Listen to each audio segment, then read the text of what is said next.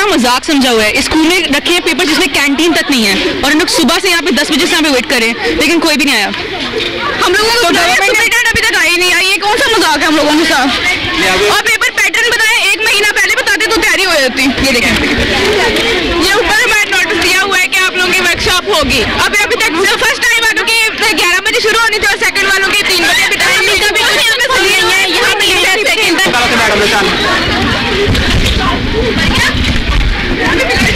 School में कहाँ पे और हमारी जो स्लिप्स है वो कह रहे हैं दोबारा निकलवाएं या सेकंड टाइम होगा या फर्स्ट टाइम होगा। अभी तक हमें कुछ कंफर्म नहीं हो रहा है। रोल नंबर स्लिप पे लिखा हुआ फर्स्ट टाइम, दूसरे पे लिखा हुआ सेकंड टाइम।